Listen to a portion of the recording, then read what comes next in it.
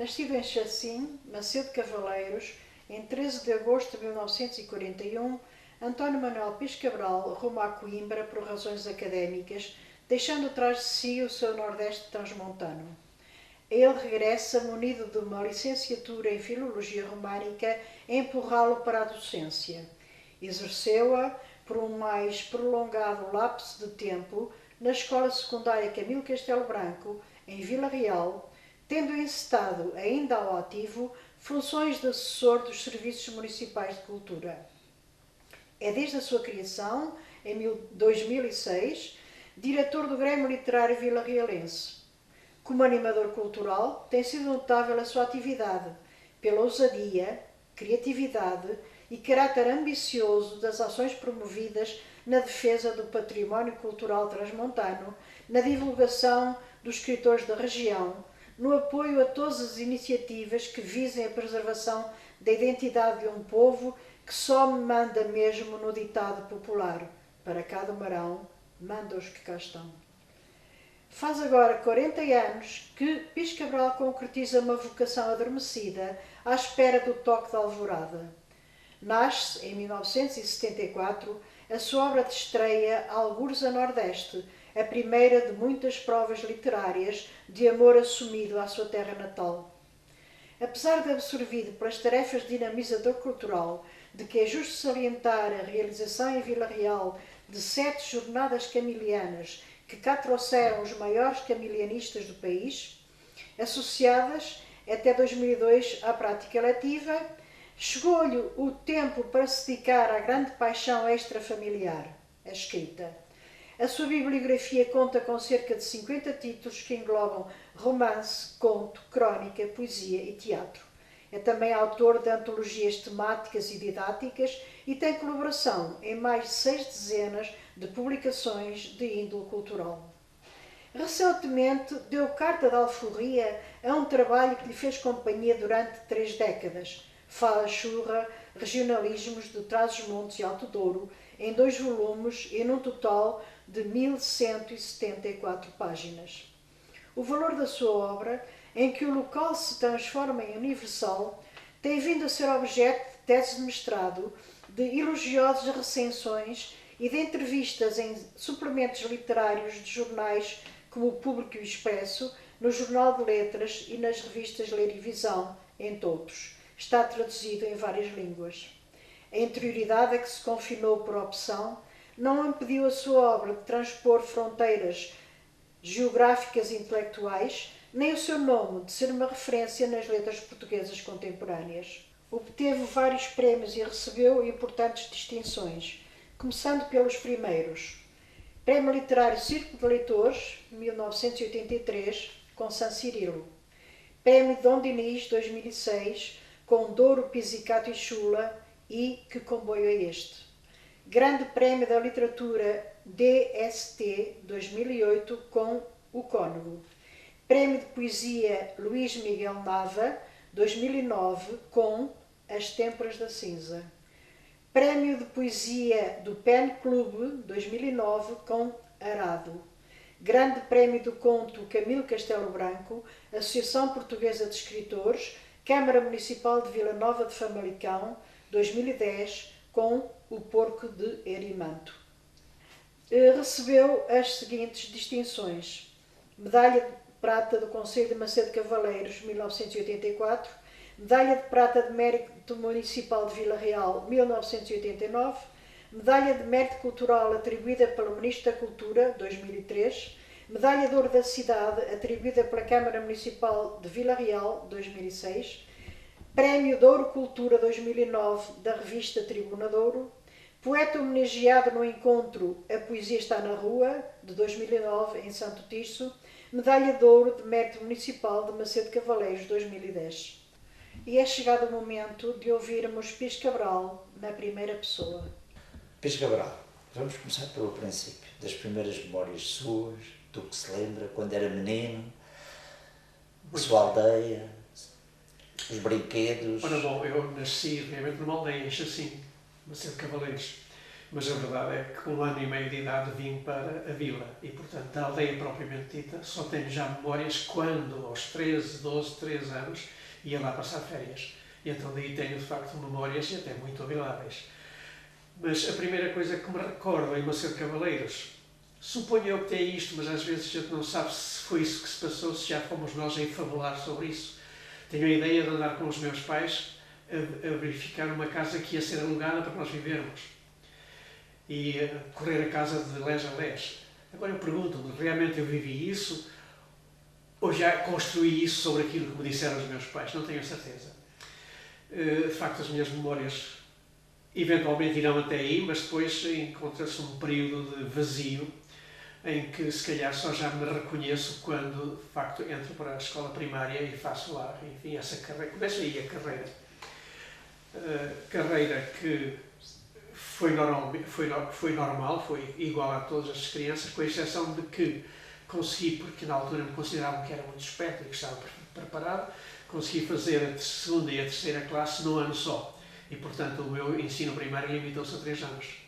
Primeira classe, segunda e terceira num ano só e quarta classe. Bom, e depois por aí fora, naturalmente, fiz ainda o colégio em Macedo Cavaleiros, até ao 5º ano. E depois, quando cheguei ao 5º ano, em Macedo Cavaleiros já não havia saída para isso, já não havia o ensino complementar. E os exames, onde eram? Os exames já eram em Bragança, onde funciona hoje o Centro Cultural Adriano Moreira. Era na altura o Liceu Nacional de Bragança, onde se faziam os exames, onde a gente ia. E era até uma experiência bem agradável, porque saímos durante uma semana de casa, ficámos alojados numa casa de pessoas amigas, mas o ambiente era totalmente diferente. A gente sentia uma certa liberdade, uma certa diferença em relação àquilo que estava habituado a viver.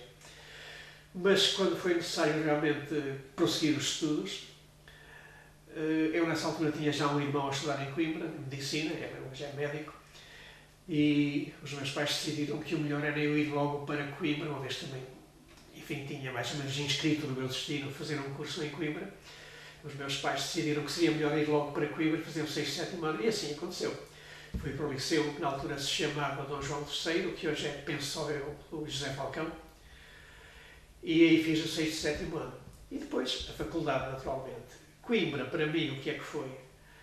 Bom, foi aquele deslumbramento, naturalmente, de quem entra, de quem sai de uma vilória de província e de quem entra numa cidade que não era grande na altura. Coimbra hoje está muito maior, naturalmente, mas na altura não era assim uma cidade também por aí além, mas de qualquer maneira era incomparavelmente maior do que Macedo, Mirandela ou Bragança, que eram, digamos, os meus horizontes de vida.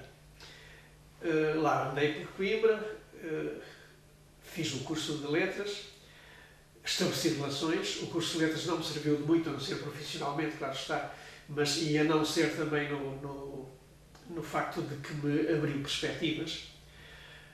Digamos que aquilo que eu estudei na Faculdade de Letras serviu sobretudo para me abrir perspectivas culturais sobre o mundo, sobre a vida. Podia ter-me dado um pouquinho mais de filosofia, mas não deu. Aliás, eu não era de filosofia, mas Coimbra podia-me ter pressionado nesse sentido, de me preocupar um pouquinho mais com a filosofia, que é uma matéria que hoje em dia sinto que me faz falta. Conhecimentos de ordem filosófica, saber um pouco mais de filosofia. Penso que, como escritor, que às vezes sinto essa falta. Como é que eu ia para Coimbra? Saí de Macedo, não era uma viagem fácil, saía-se às 7 da manhã e chegava-se por volta das 6 da tarde a Coimbra. Tomava o comboio em Macedo e ia até Otuba, naquela linha magnífica que hoje está ameaçada, mas aliás já está desativada há muito tempo, mas que era magnífica e já na altura me empolegava a ir junto à janela a ver o Tuba a ferver lá embaixo. Hoje penso que guardo essa memória com carinho especial porque sei que isso está para acabar.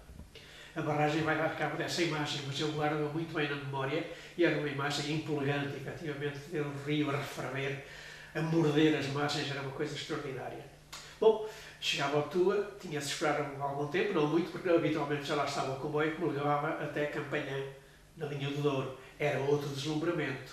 É porque nessa altura também o Douro ainda não era o Douro que é hoje. O Douro das barragens, o Douro quietinho, o Douro, enfim, navegável. Nada disso era então o Douro que no inverno ia caudaloso e também furibundo, como o próprio Tua, e que no verão se resumia a um fiozinho de água com aqueles areais todos a chispar lume autenticamente. De qualquer maneira, essa viagem do Douro era também magnífica. Levava-me até a Campanhã, e em Campanhã finalmente tomava a linha do norte até Coimbra B, isto era uma série de paragens, e Coimbra B depois apanhava a automotora para Coimbra A, e estava em Coimbra, mas como lhe digo, isto demorava quase 12 horas, era uma viagem levada da breca, que, enfim, nos punha à prova os nervos, a paciência, a própria sede.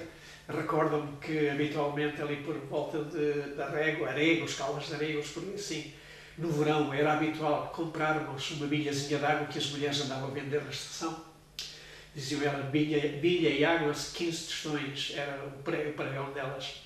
E habitualmente a sede era tanta que acabava por comprar uma bilha de água por 15 tostões, que era uma parte substancialmente do dinheiro que eu tinha, mas a sede era muito e tinha que ser. Recordo também com um bocadinho de pouca saudade a travessia do célebre túnel de Juncal. Havia um túnel enorme que o comboio levava cerca de 5 minutos a atravessar. E naquele tempo não eram máquinas a diesel, eram máquinas a vapor, carvão. O que significa que aquele fumo se metia pelas carruagens fora e a gente ia toda, quando chegava ao fim do túnel, estava tudo a tossir, tudo aflito, porque realmente dava-nos cabo dos pulmões. Eu habitualmente punha um lenço na boca e procurava dessa maneira defender-me, mas o próprio lenço depois ficava cheio de carvão, porque era assim naquele tempo. As máquinas de vapor deitavam uma espécie de uma fuligem e tornavam-nos a viagem um bocado desagradável. De resto, as paisagens compensavam esses momentos menos agradáveis e a perspectiva de que ia chegar ou a Coimbra, quando ia na viagem descendente, ou então a Macedo, quando já vinha cheio de saudades na viagem ascendente. Era uma viagem sempre agradável ao fim e ao cabo. E comer? Como é que comia na viagem? Habitualmente em Campanhã havia um intervalo de 1 ou 2 horas e a gente ia comer uma sandezinha ali, uma espécie de um barzinho que lá tinha, uma coisa ainda muito rudimentar, nada parecido com o que está lá hoje. Hoje Campanhã é uma senhora estação de comboio, né, de caminho de ferro. Na altura era uma estação quase provinciana também, mas tinha um barzinho onde havia umas sandes embrulhadas, habitualmente era uma bifana, isto é uma fibra de porco panada, metida dentro de um pão. Era esse, pelo menos, o meu alimento preferido. Uma laranjada ou uma cerveja. Tudo sempre muito regrado, porque, enfim, não se podia dizer que os meus pais eram muito semíticos, mas também não me davam todo o dinheiro que eu queria e, portanto, tinha que regular esse dinheiro com alguma parcimónia, caso contrário, passava o resto do mês mal. Mas era isso que acontecia, tinha de comer em Campanhã. E em Coimbra? Onde dormia? Em Coimbra, o meu irmão, como lhe disse, já lá estava instalado, numa pensão que já não existe, se chamava Pensão Ideal, que ficava num largo que também já não existe, que se chamava Largo das Olarias, entre as ruas da Moeda e da Louça, salvo erro. Era o Largo das Olarias, Pensão Ideal, onde por 700 escudos mensais tinha quarto e alimentação, portanto, pequeno almoço e jantar. Não era muito. O meu pai, na altura, costumava mandar-me uma nota de 1000. Eu lembro-me muito bem de estar muitas vezes à varanda da pensão, tinha uma varanda muito grande, corrida, que servia aos diversos quartos. E à espera que chegasse o correio, que se visse o carteiro lá embaixo, e se entre o correio que o carteiro trazia, se vinha uma carta com cor, um subscrito de cor verde, que era as cartas da farmácia do meu pai, onde ele mandava o chequezinho. 700 escudos, portanto, para pagar, mais 300 escudos que me davam para as minhas despesas. Às vezes, enfim, confesso isto com alguma vergonha, uma vez por outra os 300 escudos não chegavam e, enfim, tive que aldrabar um pouquinho, uma vez por outra, o meu pai, dizendo-lhe que, olha, o professor mandou-me comprar este livro. E eu tive que comprar e, portanto, veja se me pode mandar. E o meu pai não fazia nenhuma espécie de... não perguntava nada, acreditava piamente. Pronto, são destas coisas que a gente depois, no futuro, acaba por ter um certo remorso, mas atendendo a que era vida de estudante, estudantado. Enfim, tudo se perdoa no estudante, digo eu. Como era a vida em Coimbra, dos estudantes? Ora bem... Havia as praxes, havia um mundo muito estranho, dos futricas, exatamente, havia dos doutores, Exatamente, havia um mundo dividido, por assim dizer. Por um lado havia o mundo estudantil, a gente da universidade e os bichos, que era assim que eram designados estudantes dos liceus, dos colégios, etc. E, por outro lado, o mundo dos futricas, que muitas vezes entravam em conflito. Eu recordo-me de ouvir falar em cenas de pancadaria, etc, etc.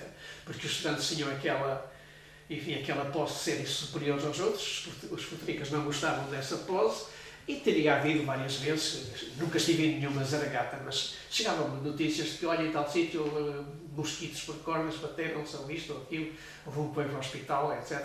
Mas eram dois mundos completos, que se complementavam, mas totalmente diferentes.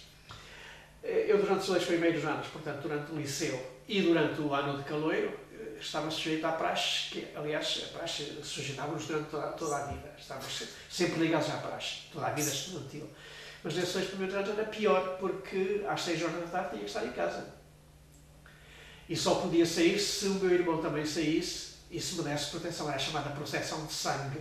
Portanto, nessa altura, se viesse uma trupe, como sabe, a gente, se saísse e fosse apanhado por uma trupe, o que é que anda a fazer?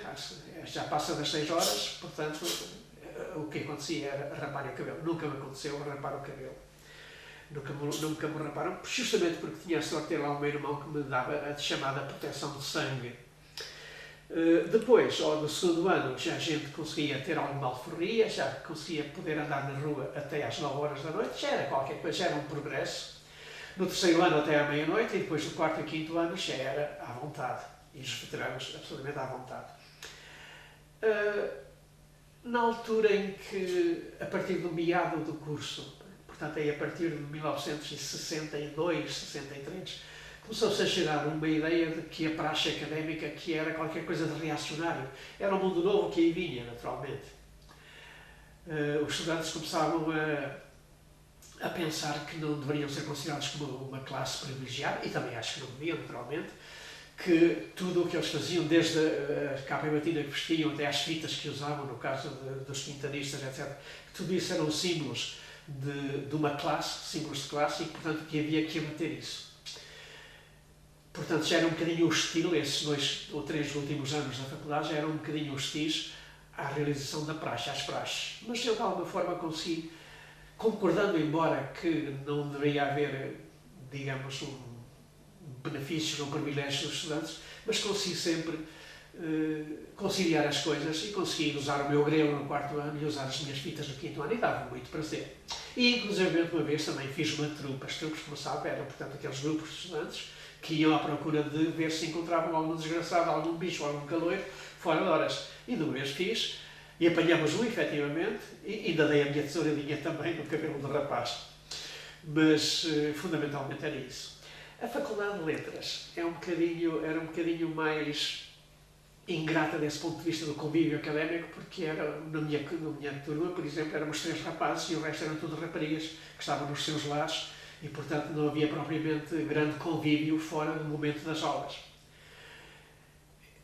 Por isso mesmo, por exemplo, nós nunca fizemos o meu curso, embora eu ainda me recordo de muitos deles, ainda tenho os nomes deles e as caricaturas no livro de curso, nunca fizemos o almoço de curso. Ao passo que os alunos de medicina, de direito, etc., todos os anos fazem os seus encontros, mas de facto nas letras não era assim. Por isso que lhe digo, porque eram muito poucos rapazes e as raparigas não conviviam connosco, a não ser no momento das aulas. E portanto, digamos que quando saí de Coimbra, só já lá voltei, uma vez ou outra, um pouco para matar saudades, sim senhor, porque gostei muito de Coimbra, era muito bonita, era muito... Enfim, um sítio romântico, um sítio que a gente gostava de viver toda a vida, mas a vida depois levou-me para outros lados, não podia ser, mas vou até lá, fui até lá e continuarei a ir sempre que me apetecer realmente matar saudades, ir até à Rua do Norte, onde eu vivi nos últimos anos. Nos últimos anos já não vivi na pensão ideal, já mudámos para a Rua do Norte, a travessa da Rua do Norte, que era mesmo a última coisa antes da Faculdade de Letras, portanto estava o mais próximo possível do meu destino de estudante, que era as letras. Era uma pensão também? Como diz? Era uma pensão também? Não era, mas era uma casa daquela família Vaz Serra, que era um célebre professor de medicina, e era suponho que uma pessoa da família dele, talvez irmã, que de alguma forma tinha necessidade de receber estudantes, e havia lá 4 ou 5 quartos que disponibilizavam para estudantes. Não era uma pensão, mas de alguma forma nós fazíamos daquilo uma espécie de pequena república, em que, portanto, enfim, brincávamos como brincam todos os estudantes, às vezes para grande desespero da senhora, que nos ralhava, que nos ameaçava de pôr na rua, de não nos ter lá mais, mas ao fim e ao cabo acabava sempre tudo em bem. Apanhou, durante a sua vida de estudante, apanhou a guerra colonial e a chamada crise académica, aqueles conflitos. Sim, a crise académica começou em 62, houve um mês de 62, onde eu já estive e já participei, ainda corria à frente da Polícia de Choque. Lembro-me perfeitamente, um ano de 62, uma manhã acordei, fui à janela, já na Rua do Norte, e encontrei toda a universidade rodeada de Polícia de Choque. Portanto, já começava a haver aquelas reuniões de estudantes, começavam a notar-se aqueles grandes caudilhos estudantes, nomeadamente o Eurico Figueiredo, que é daqui de Vila Real, o José Carlos Vasconcelos, que é hoje diretor-geral de Letras, e mais alguns que estavam realmente a fazer uma carreira política e estavam a doutrinar os outros. De quando em quando aparecia lá o Zé Afonso e cantavam, enfim, umas baladas para a gente ouvir, e tudo isso ia criando um clima de contestação ao governo, ao Estado Novo, que o Estado Novo ia resolvendo como podia, mas a certa altura teve mesmo que ceder, porque, enfim, não se pode represar a razão, como se costuma dizer. Quanto à guerra colonial, não tive. Eu tive a sorte, se calhar, o azar, não sei, de ter ficado livre, embora já tivesse começado, aliás, não tinha começado, mas estava para começar no ano seguinte, aquela Serrafusca de Angola, portanto, que foi o início da guerra colonial. Mas a minha sorte foi que já tinha 2 irmãos, os 2 mais velhos, na tropa. E isso, de alguma forma, serviu a meu favor, jogou a meu favor, conseguindo ficar isento. Se fosse no ano seguinte, já não ficaria com certeza isento, já teria ido malhar com os ossos a Angola, a Guiné, ou Moçambique, ou fosse onde fosse. Mas, felizmente, fiquei livre dessa experiência, que, a avaliar por aquilo que me diziam os amigos, colegas, rapazes do meu tempo, foi de facto uma experiência extremamente traumática para toda a gente. Terminou o curso. O passo seguinte. O passo seguinte, terminei o curso, e há aqui uma nota de nostalgia, de tristeza que tenho que dar. Quando eu cheguei a Macedo Cavaleiros com o curso terminado, cheguei à estação, desembarquei do comboio e não vi lá o meu pai, que costumava estar à minha espera. Estava o meu padrinho, uma pessoa amiga e vizinha, e estava o meu irmão Rui. E vi nos olhos do meu irmão Rui, vi os úmidos. E imediatamente o coração deu-me um baque. Aqui aconteceu qualquer coisa, não está cá o pai, está o Rui a choramingar, alguma coisa. E, efetivamente, o meu pai, que era uma pessoa muito sensível, muito emotiva, com aquela alegria por eu estar a chegar com o meu curso tirado, teve digamos, um AVC, um infarto, uma coisa que naquela altura era em 65, a gente não sabia exatamente o que era, e passados 2 dias morreu. Portanto, quando eu cheguei a Macedo, em vez de levarem para casa, ainda me levaram para o hospital, onde ele estava deitado, com máscara de oxigênio. Penso que ele ainda me reconheceu, porque deu a impressão que fez um estremecimentozinho, mas pronto, no dia seguinte ele estava morto. Portanto, digamos que é uma nota de tristeza e de luto que tenho de deixar aqui. Depois, o que é que se passou? Naturalmente, com o curso na mão, eu tinha que trabalhar. Felizmente, o Colégio de Macedo Cavaleiros, na altura, estava sem professor de inglês, eu sou de Germânicas. E um dia estava eu a tomar café numa esplanada lá em Macedo e vejo dirigir-se o diretor do colégio para mim e pensei, olha, se calhar vem ali uma oportunidade. E vim, efetivamente, oferecer-me trabalho. E ali trabalhei durante 3 anos em Macedo Cavaleiros, no próprio colégio que eu tinha frequentado até o 5º ano. Portanto, de que conhecia justamente os professores que continuavam a trabalhar no colégio ainda depois de eu ter saído lá. Estive lá, depois o colégio deu uma volta, passou a ser dirigido por uma pessoa, enfim, que não era propriamente uma pessoa, enfim, da minha simpatia, da minha especial simpatia, e eu pensei que teria que dar também uma volta à minha vida e que tinha de ir para outros sítios. Concorri para Bragança, isto ainda como professor provisório, naturalmente, para Bragança, para a Escola Industrial, e apanhei lá um lugarzinho. Foi muito bom, estive 2 anos em Bragança E então, portanto, sempre na ânsia de melhorar a minha vida, as minhas condições de vida. Como era Bragança nesse tempo? Bragança era uma cidadezinha também bastante mais pequena do que está hoje. Hoje Bragança está uma cidade, até no aspecto cultural, está uma cidade muitíssimo bem equipada e com uma vida cultural que me faz impressão, que me causa alguma admiração. E até na altura, eu devo dizer que era muito jovem, mas nessa altura tinha à volta de 27, 28 anos ou 29, e não olhei nessa altura para Bragança com a atenção com que devia ter olhado. Tinha aulas também toda a tarde, era desde a 1 da tarde até às 7, eram seguidas, era uma correria. De manhã tinha que estudar, preparar as aulas, não tinha muito tempo para ver Bragança. E agora, quando vou a Bragança, é que eu estou a ressarcir-me dessa falta. E estou a encontrar em Bragança cada vez mais motivos de interesse. É uma cidade monumental, muito, mas mesmo muito interessante.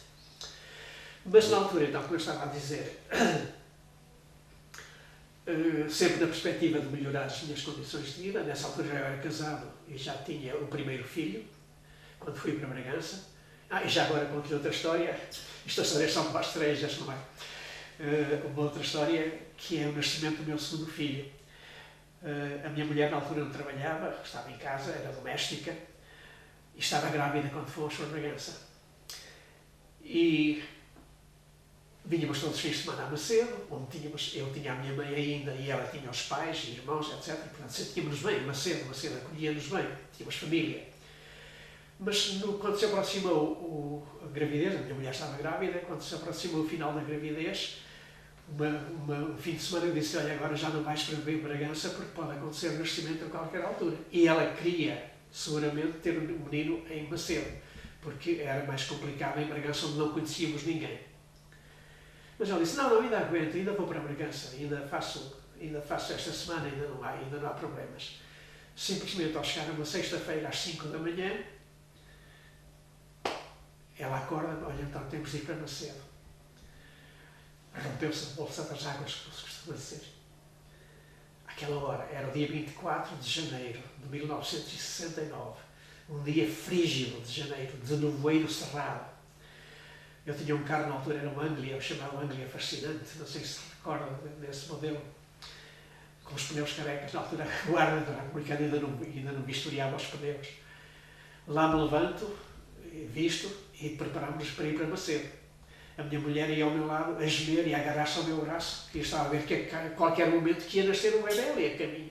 Por azar, o meu filho que já tínhamos então, mais velhito, ia ao colo da minha mulher. Por azar, vomitou durante a viagem, porque tivemos de tirar da cama, e vomitou durante a viagem, sujou-se toda, sujou a minha mulher, sujou o carro. E a minha mulher a gemer cada vez mais, e eu a ver que tinha de parar o carro e de alguma forma servir de parteiro, mas enfim, era a coisa que mais me aterrorizava, era essa perspectiva. Felizmente conseguimos chegar a Macedo. A minha mulher ainda foi à casa da mãe dela buscar roupa e não sei o que mais. Fomos para o hospital, passado um quarto de hora estava o menino cá fora. Portanto, está a ver o risco que eu corri de vir a ser parteiro do meu segundo filho. Foi uma história de facto inolvidável, que marca. Agora as coisas quando passaram, depois até achamos alguma graça a contá-las, mas na altura foi uma angústia extraordinária que não tem descrição, não tem modo de se escrever, a não ser mesmo isso, angústia. Como eram os serviços no hospital nesse tempo? Em Macedo, era um hospital de província, não havia uma freira que era a parteira, e foi ela que, em princípio, começou a trabalhar de parte. Depois, entretanto, tinham chamado um médico, que era o nosso médico de família, que era uma criatura excelente, o Dr. Francisco Ures Pires, António Francisco Ures Pires, que apareceu logo, e que dali um bocadinho chegou a uma janela, estava cá embaixo no carro, e ele chegou a uma janela: "It's a boy!" Diz-me, era outro rapaz. Mas era assim. De qualquer maneira, voltando então um bocadinho atrás, terminado este parênteses do nascimento do meu segundo filho, estava eu a pensar que precisava de melhorar as minhas condições de vida. Então nessa altura já estava com 2 filhos e precisava de ir fazer o estágio. E efetivamente concorri a estágio e apanhei o estágio no Porto, na Escola Oliveira Martins. Pronto, lá fomos nós para o Porto, mulher e 2 filhos, e a mulher, naturalmente, sem trabalhar. E o vencimento lá ia dando mas era um vencimento pequenino, naturalmente, professor estagiário, mas enfim, lá conseguimos sobreviver. Mas foi um ano muito difícil, em que eu passava também o dia fora de casa e a minha mulher, sem conhecer ninguém, lá numa casa que alugamos nos arredores, ali em Águas Santas, no Alto da Maia, ainda me lembro, na rua Serafim Alves da Cruz, salvo erro, chamava-se assim a rua.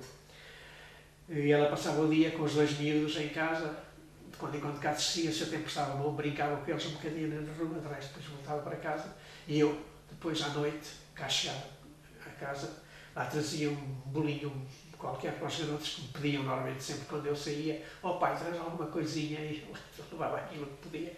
Bom, foi um ano para esquecer nesse ponto de vista, mas por outro lado foi um ano que depois me abriu as portas a voos um bocadinho mais largos. Fiz o estágio com aproveitamento, fiz o exame de Estado e imediatamente a fazer o exame de Estado recebo um convite do Sr. Diretor-Geral do Ensino Secundário, do Ensino Técnico, não sei na altura, acho que era o inicial e técnico que estavam separados, para ir dirigir a Escola Industrial de Moncorvo, porque o diretor que lá estava, o Dr. Souto, Almeida Souto, queria ir para Braga, e foi efetivamente para Braga, que era a terra dele, e deixava, portanto, a direção da escola vaga. E eu fui convidado para ir, e fui. Aceitei. Rapaz, tinha 30 anos, 29, 30 anos, era um jovenzinho, inexperiente. Que é que faz um diretor de escola? Olha, há alguma coisa a de fazer. Vou copiar os modelos dos diretores que tive até aqui, e pronto, e alguma coisa a de ser. E, efetivamente, lá passei 3 anos muito bonitos da minha vida. Moncorvo tratou-me muito bem. Moncorvo era uma vilória também muito pequena, hoje está bastante mais crescida, mas era uma vilória pequena na altura. Mas havia um círculo de pessoas de quem eu era muito amigo, com quem estabeleci relações de amizade muito fundas.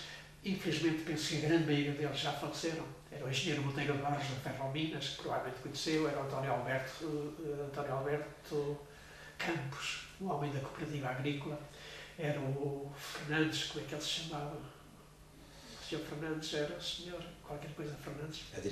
Adriano Fernandes, exatamente, que era muito amigo do Dr. Lonas Moto, com quem ele trabalhava, o Dr. Menezes Falcão, esse já o conhecia de Coimbra, porque esteve comigo na mesma casa, na Rua das Olarias, no Lar das Olarias, na Pensão Ideal, e mais alguns. Ali passámos o nosso tempo. O tempo repartiam entre a escola, enfim, a dirigir as diversas funções, as diversas atribuições que me estavam cometidas, e algum convívio nos baixos do café do Sr. Basílio, que se calhar ainda conheceu. Nos baixos não, numa espécie de anexo que ele tinha, e era ali que nos juntávamos, tinha lá uma braseira no inverno, uma mesa com camilha, a gente metia para ali os pezinhos, estava ali muito bem, tomava o café, jogávamos ao 31 a ver quem pagava o café, e ali passei 3 anos. Depois, em 1974... Apanhou lá o 25 de Abril, não? Era isto que eu ia dizer, ainda estava lá. Em 74, dá-se o 25 de Abril, e com o 25 de Abril dá-se uma alteração radical na gestão das escolas. Deixa de haver a chamada gestão autocrática, que eu, enfim, de alguma forma, tenho algum orgulho em dizer que não era nenhum autocrata, pelo contrário, era o mais democrata que podia, e penso que nenhum outro diretor de escola dessa época assinava como eu assinava o Jornal República e a Seara Nova, que eram 2 periódicos de esquerda, mas de esquerda a valer. Mas veio, portanto, essa substituição da gestão autocrática para a gestão democrática, o que significa que começaram a chegar lá cartinhas a dizer: vá-se preparando para regressar ao seu lugar de origem. Porque entretanto eu tinha concorrido, depois de fazer o estágio e o exame de Estado, tinha concorrido aqui para Vila Real. E tinha aqui o meu lugar e estava em Moncorvo, em comissão de serviço. Mas então depois tive, efetivamente, de abandonar Moncorvo e vir para aqui. E desde então, desde novembro de 74, que estou aqui em Vila Real e estou muitíssimo bem e gosto muito de estar. Veio por causa desse movimento, dessa imposição, digamos. Exatamente.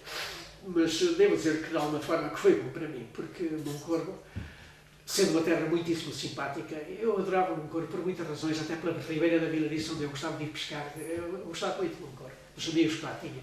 Mas de alguma forma, de um ponto de vista cultural, era um bocadinho um meio, um bocadinho fechado. Tinha pouca coisa. E eu sentia dentro de mim alguma coisa a ferver que me... Portanto, eu até aí não tinha escrito coisa nenhuma. Aliás, o primeiro livro de poemas foi realmente ainda escrito em Moncorvo, mas já foi publicado nessa transição para Vila Real. De modo que Vila Real deu-me deu-me essa oportunidade. Escreve outras coisas sobre Moncorvo. Há mais livros que abordam Moncorvo. Sim, de quando em quando falo em Moncorvo. Não, nessa altura, um livro de Carviçais. Sim, exatamente. Um diário. O Diário de C, exatamente. Foi uma coisa. Foi Diário do Grandela. Foi um livro muito curioso que me ofereceu um aluno meu da escola, um rapaz, que achava que eu havia de gostar de ver aquilo. É uma agenda Grandela, muito antiga, de 1914, onde um rapazito da aldeia, que penso que era Castelo da Vila Missa, ia escrevendo uma espécie de um diário das suas aventuras com uma rapariga. E é uma coisa, de facto, interessantíssima essa história que ele conta e que eu depois aproveitei para, enfim, romanceando, usando a minha liberdade de escritor, para contar à minha maneira. Sim, de facto, o Moncorvo de quando em quando reaparece nas minhas coisas. No romance Raquel e o Guerreiro, salvo erro, uma personagem é de Moncorvo e o marido foi lá buscá-la. Mas não estou a pensar em ninguém em particular, era uma personagem perfeitamente inventada. Mas Moncorvo eu mantenho, digamos, por Moncorvo um carinho muito grande, uma ternura muito grande. E só tenho pena, de facto, é quando lá vou já não encontro ninguém das pessoas que lá estavam. E, de facto, hoje chego lá e sou um perfeito desconhecido, ninguém se lembra de mim, é evidente. Na altura não usava óculos, na altura não tinha o cabelo branco, na altura era um rapazinho de 30 anos. Quem é que hoje em dia, se eu passar por ali, me conhece? Ninguém. Mas foi publicado num blog uma fotografia sua, Sim. com as alunas, Sim. e muitas apareceram a falar do meu professor, do meu diretor. Sim. Não, também elas foram procurar a vida para outros sítios e não estão em Moncorvo. Mas claro.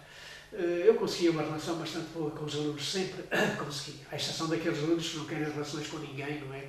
E que são impenetráveis a tudo e andam com esses, enfim, de olhos de campo, não. Mas de uma forma geral, não me queixo enfim, do feedback que recebo dos alunos quando me encontram ou quando escrevem alguma coisa sobre mim. Normalmente escrevem com simpatia e com saudade e isso dá muito consolo.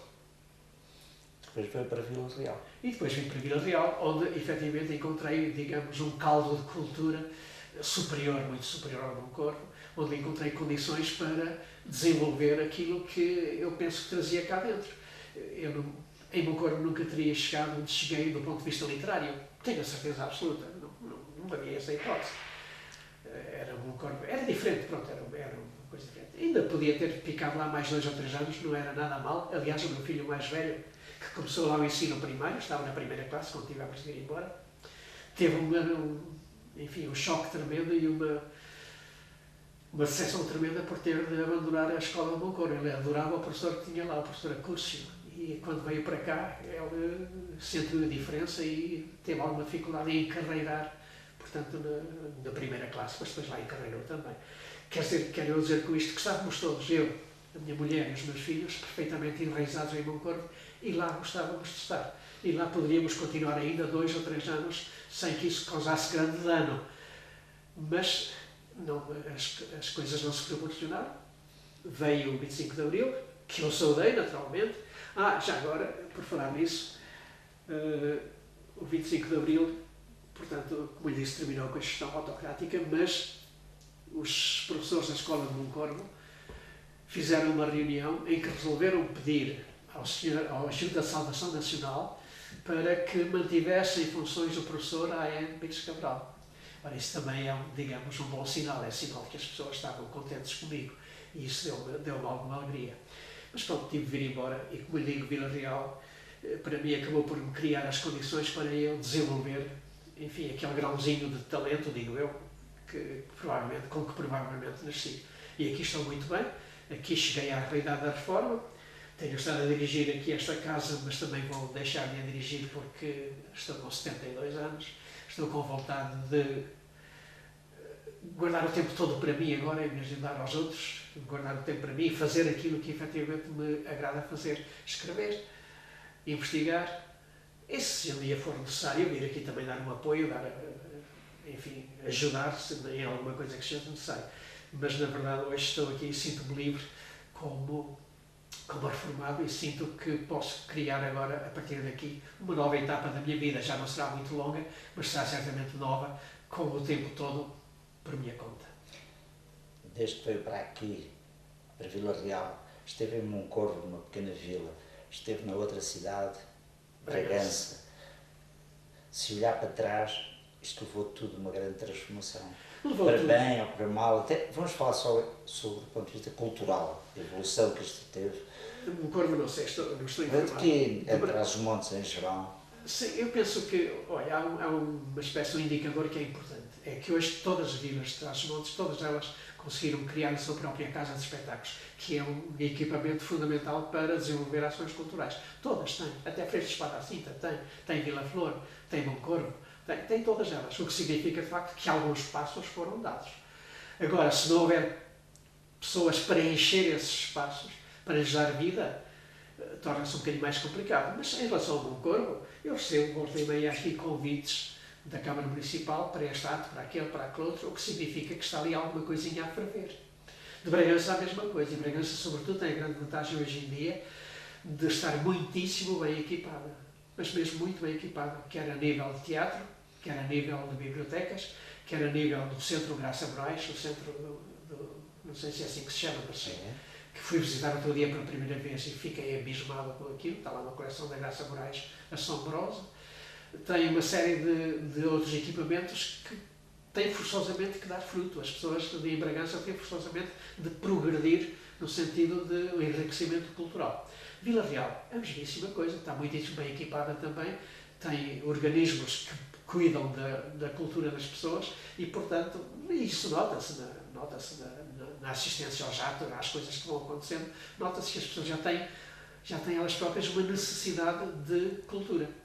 Portanto, digamos que a cultura foi, se calhar, o aspecto de toda a vida global das populações, aquele em que se deram passos mais importantes e mais decisivos, porque, se calhar, também se partiu de uma base mais fraca, onde não havia praticamente nada.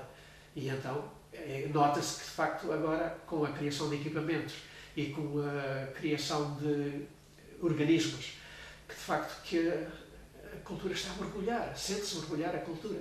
E isso é muitíssimo bom. E as pessoas gostam disso, naturalmente.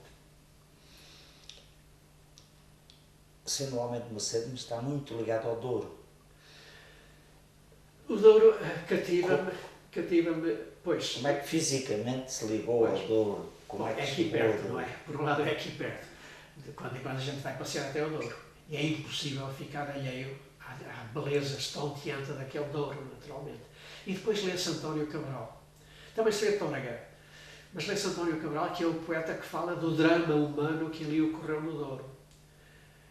E realmente a gente começa a olhar para o Douro com outros olhos. Aquilo é bonito, mas aquilo alguém o fez. E para alguém o fazer foi necessário um esforço gigantesco de pessoas. Muita gente morreu ali a trabalhar. Aquilo foi feito à força de braço. E, portanto, toda essa mística do Douro, de facto, entranhou-se em mim. E eu gosto do Douro um pouco por isso. Por saber que está ali uma paisagem viva e evolutiva, como se esteve na moda a dizer aqui há uns anos, e uma paisagem em que há uma grande componente de suor e sangue humano. E é isso que me cativa no Douro. Mas, na verdade, digamos que o meu fraco para a paisagem transmontana é mesmo a terra quente, ou seja, a terra de Macedo Cabeleiros, de Mirandela, aquela zona chamada Terra Quente. Gostando de todas, inclusive a Terra Fria de Bragança, que é magnífica, a zona da Terra Fria, do Douro, que também é magnífico, mas a Terra Quente é mesmo ainda aquela onde o meu coração está e, como eu disse outro dia num poema, deve vir a ser o meu invólucro final. Portanto, é lá que eu gostaria de ficar um dia que desapareça do número dos vivos. Tem ido a Chacim, a sua aldeia. Sim, mas repara, eu puxo assim, os meus laços são relativamente pequenos. São pequenos. Claro. Porque nasci lá, mas como lhe disse, vim com 1 ano de idade para Macedo. Nem o meu pai nem a minha mãe eram de Chacim. O meu pai era farmacêutico e por acaso comprou uma farmácia que existia em Chacim na altura. E a minha mãe era ali de Predo, ao lado de Chacim. E pronto, conheceram-se e nasceram os 3 filhos lá em Chacim. Mas quando eu ainda era uma criancinha de 1 ano e meio, viemos para Macedo, onde o meu pai conseguiu comprar uma outra farmácia. Trocar, digamos, de farmácia. E então, com Chacim liga-me pouco, a não ser essas férias que eu passava lá, de quando em quando, por volta dos meus 10, 11, 12, 13, 14 anos, em casa de pessoas muito amigas. E eu gostava de lá passar as férias. Mas tenho uma ligação muito mais forte a Alvites, do Conselho de Mirandela, que era a terra do meu pai, que é onde ele está sepultado, e a minha mãe também, e era onde eu ia também passar férias, onde tinha família, porque depois em Chacim não tinha família nenhuma, não é? Mas em Alvites tinha um tio, tinha primos, etc. Ia lá passar férias também, e realmente essas férias eram os períodos mais cheios da minha vida, onde eu aprendi os nomes da passarada, dos trabalhos agrícolas, enfim, ajudei a apanhar as batatas, a fazer isto, aquilo e aquilo outro, de modo que tenho uma ligação bastante mais forte com Alvites. E Alvites é que era, de facto, digamos, o sítio onde eu gostaria, enfim, de repousar um dia, mas não vale a pena falar agora de coisas tristes. O que é que fazia em Alvites? Que idade tinha quando ia para lá? Portanto, era também, eu alternava as férias em Chacim e Alvites, portanto, era com a mesma idade. Talvez já um pouquinho mais, 14, 15 anos, 16. Olha, fazia coisas que hoje estou arrependidíssimo, que era apanhar pássaros, matar pássaros, com as espingardas e a pressão de área, tinha alguma pontaria e matava pássaros. Para depois deixar por lá, não tinha nenhuma espécie, nenhum interesse deles, não se comiam os pássaros, era matar por matar. Mas como é que eu podia se fazer de outra maneira? Estava numa terra onde o homem é isso mesmo, o homem é predador por natureza.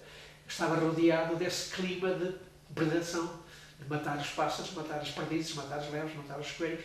E então eu procurava imitar, era uma questão de mimese, de imitação, de emulação.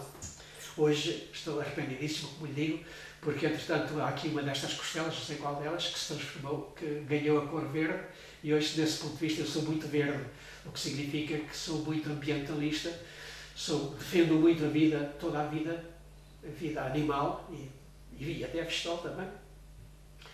E hoje era absolutamente incapaz de matar um passarito. Até uma mosca às vezes tem dificuldade em matar, mas as moscas tenho uma raiva especial porque elas também são particularmente incomodativas. Moscas e melgas faço uma exceção. Essas matam com algum prazer. Precisamente porque é ilegítima defesa, não é? Agora, do resto, os passaritos, um outro inseto qualquer que por aí passe, desviam para não lhe pôr o pé em cima.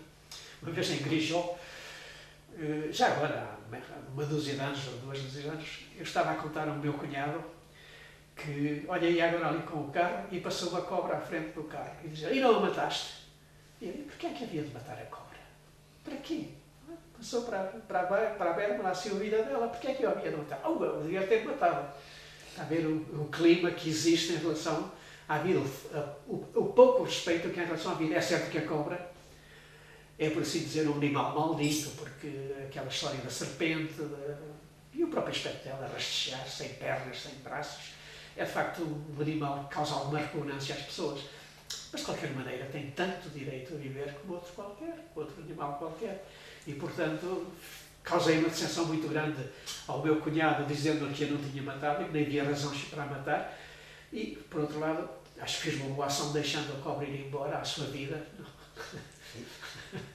Na aldeia, quando tinha 13, 14 anos, ia para lá, havia água, luz em casa, como? Não, telefone, nem água, nem luz. Não, nem nessa altura não. Portanto, aí por volta de 1955, mais ou menos por essa altura, em Chacim, na casa onde vivíamos em Chacim, onde eu ia passar férias, havia não luz elétrica, porque não havia em toda a aldeia, mesmo que o telefone penso que não haveria, mas havia um sistema de luz de acetileno em todos os quartos. A gente ficava um fósforo, abria e dava uma chamazinha. Aí tinha, em Alvites, era mesmo a velazinha. Era uma vela que a gente servia. Água, não havia, íamos à fonte buscar água, havia lá um cântaro, quando despejava-se o cântaro, ia-se buscar outro. Casa de banho, não havia. Era uma das minhas tragédias. Era uma das minhas tragédias, porque sempre fui assim um bocadinho reservado no que toca respeito, no que diz respeito a, enfim, estas sujeições da carne, as necessidades fisiológicas, e tinha os cuidados que eu tinha que ter para que ninguém me visse, enfim, lá daqueles olivais, enfim, em trajes menores ou, enfim, em situação menos feliz. Mas era assim a vida, não havia nada disso. O jantar, e o meu tio era uma pessoa relativamente abastada, mas jantar habitualmente era uma panela de batatas. Em azeite, com azeite, panela de batatas e mais nada. Quando em quando lá se matava um frango, sim senhor, acontecia. Um capão, um galo grande, e comia-se. Mas o normal era mesmo batatinhas. Portanto, digamos que era uma vida muito mais austera do que é hoje. Muito mais austera. Hoje há telefones, hoje há água, já há luz, se calhar até já há gás, pelo menos gás doméstico há com certeza. Como eram as ruas? As ruas eram aquilo que deve imaginar, lamaçais, autênticos lamaçais. Aliás, em Grijón, nos primeiros anos que eu fui para lá, depois de casar, que eu ia lá passar férias, ainda assim era também, não há muito tempo que era um lamaçal. Hoje em dia, felizmente, Grijón, nesse aspecto, está muito bem, e Alvites também. Estão com as ruas todas calçadas, progrediu-se também desse ponto de vista de algumas vantagens para a população. Mas eu lembro muito bem da gente ir antigamente pelas ruas fora, a pisar em palha que tinha por baixo água, um atoleiro. Punha o pé e o pé enterrava-se no atoleiro. E andavam as galinhas por ali, e andavam os porcos por ali. Portanto, digamos que era uma vida muito mais primitiva do que era hoje. O que é que faziam essa palha, essas lodas? Essa palha era utilizada, elas punham ali com uma finalidade, que era justamente para produzir estrume. Depois dela estar suficientemente curtida com aquelas umidades, com as chuvas e com as escorrências das lojas, etc., ficava transformada num ótimo estrume que era aproveitado para as terras. Era muito bom. O estrume de rua era muitíssimo bom. Era isto assim que se vivia na altura, na aldeia. Mas, e em Macedo? Bom, Macedo já era um bocadinho diferente, mas ainda me lembro de andarem as galinhas à solta também, depois deixou de acontecer. As ruas eram todas calçadas, já tínhamos luz. O mais longe que me recordo era que havia luz até à meia-noite só. Era um gerador, não era ainda das luzes das barragens, era um gerador que havia. Ainda tenho nos ouvidos o tec-tec-tec-tec-tec da máquina a trabalhar. E por volta da meia-noite, menos 5, apagavam por 3 vezes, davam um sinal para dizer que à meia-noite apagavam. E a partir da meia-noite não havia luz. Depois, uns anos mais tarde, passou até às 2 da manhã. E depois, uns anos mais tarde, felizmente, teve-se a grande conquista de ter a luz durante o dia inteiro. Mas penso que já foi, posso estar enganado, depois de começar a ser produzida a luz hidroeletricamente nas barragens. Mas até quando era luz de gerador, era muito reservado. E falhava com frequência. Se avariava a máquina, era uma chatice. Como é que era lá em casa? Frigoríficos, a comida? O meu frigorífico, o primeiro frigorífico que houve, em Macedo Cavaleiro, está-se a referir a Macedo Cavaleiro, o primeiro frigorífico que houve lá em casa, já eu andava em Coimbra a estudar. Portanto, já não foi assim há muitos anos. Teria sido talvez por 1961, 62, por aí, por altura da primeira crise académica. Lembro muito bem porque eu vinha de Coimbra e uma coisa que achava agradável em Macedo, perdão, ao chegar, era que à noite podia beber um copo de leite fresco no frigorífico. E era isso que fazia de facto, e fazia alguma diferença em relação ao Coimbra, onde não tinha esses carinhos. A minha mãe deixava-me lá o copinho de leite no frigorífico e eu bebia-o à noite. No verão, bem entendido, porque era fresco, era uma coisa que me refrescava muito. Mas, como lhe digo, o frigorífico, a televisão mais tarde ainda, a televisão bastante mais tarde do que o frigorífico. Antes disso havia um rádio lá em casa, daqueles também que demoravam muito tempo a aquecer, era o Nordmend, ainda me lembro da marca, Nordmend. A gente ligava e aquilo, enquanto não acendia lá uma luzinha, enquanto não se transformava numa luz verde, não havia frequência modulada, havia, portanto, as ondas médias e as ondas curtas, que eu gostava muito de ouvir, porque traziam-me vozes em português de muito longe. Gostava de ouvir, por exemplo, Rádio Estocolmo. Não conseguia andar, a minha mãe dizia-me: "Oh, vem-te deitar, que estás a fazer?" "Não, estou aqui a ouvir uma coisa." Lá andava a procurar, às vezes era complicadíssimo para captar a onda, não é? Mas gostava de ouvir. Havia uma rádio de Londres também, que já não sei como é que se chamava, que também emitia em português, e eu gostava de ouvir falar português lá no estrangeiro. Alguém tão longe de Macedo Cavaleiros a falar, parecia que estava a falar para mim. Era nesse rádio Nordmend. De resto, os restos dos eletrodomésticos também são muito mais tarde. Quando viu a televisão pela primeira vez, como é que foi? Ora bem, penso... Ela passava nos cafés? Foi um deslumbramento, naturalmente. Eu já sabia, já tinha ideias do que seria a televisão, naturalmente. Já não estava totalmente impreparado para receber a televisão. Já sabia que ia haver imagens de pessoas, de coisas, de cidades, de paisagens, etc. Era cinema em casa?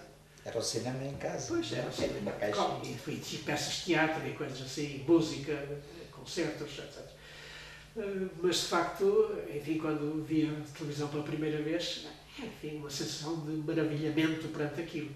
Achei que era uma invenção extraordinária que iria marcar, e marcou, e está a marcar, a vida dos homens durante muitos anos, e continua a marcar, como sabem, e nem sempre marca pelos melhores motivos, às vezes marca pelos piores motivos. Em Macedo era nos cafés que iam ver.